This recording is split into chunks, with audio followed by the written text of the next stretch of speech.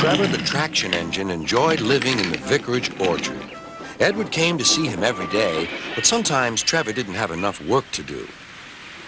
I do like to keep busy all the time, He sighed one day. and I do like company, especially children's company. Cheer up, smiled Edward. Sir Topham Hatt has work for you at his new harbor. I'm to take you to meet Thomas today. Oh, exclaimed Trevor happily. A harbor, the seaside, children, that will be lovely.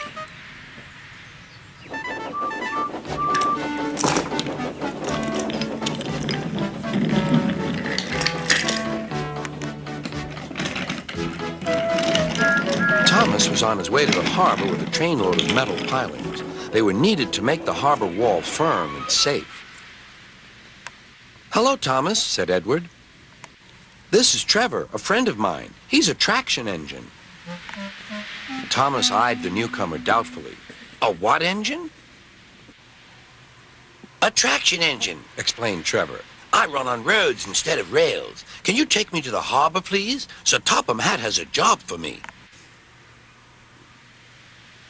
Yes, of course, replied Thomas, but he was still puzzled. Workmen coupled Trevor's car to Thomas's train, and soon they were ready to start their journey.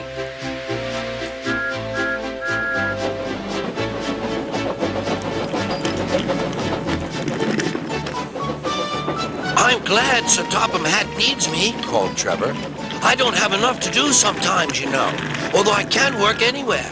In orchards, on farms, in scrapyards, even at harbors.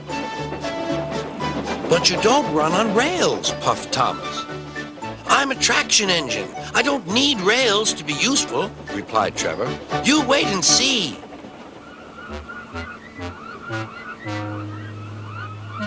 When they reached the harbor, they found everything in confusion. Cars had been derailed, blocking the line, and stone slabs lay everywhere.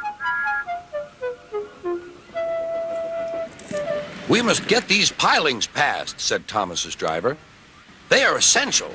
Trevor, we need you to drag them round this mess. Just the sort of job I like, Replied Trevor. Now you'll see, Thomas. I'll soon show you what traction engines can do. Trevor was as good as his word. He dragged the pilings clear with chains and towed them into position. Who needs rails? He muttered cheerfully to himself.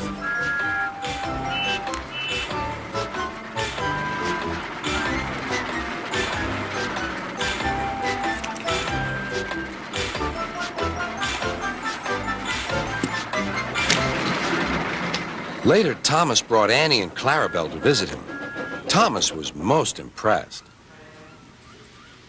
Now I understand how useful a traction engine can be.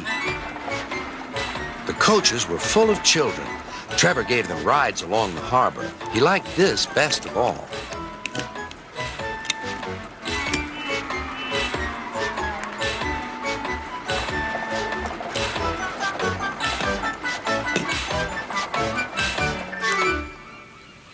He's very kind, said Annie. He reminds me of Thomas, added Clarabelle. Everyone was sorry when it was time for Trevor to go. Thomas pulled him to the junction. A small tear came into Trevor's eye. Thomas pretended not to see. He whistled gaily to make Trevor happy. I'll come and see you if I can, he promised. The vicar will look after you, and there's plenty of work for you now at the orchard, but we may need you again at the harbor someday. That would be wonderful, said Trevor. That evening, Trevor stood remembering his new friend Thomas, the harbor, and most of all, the children. Then he went happily to sleep in the shed at the bottom of the orchard.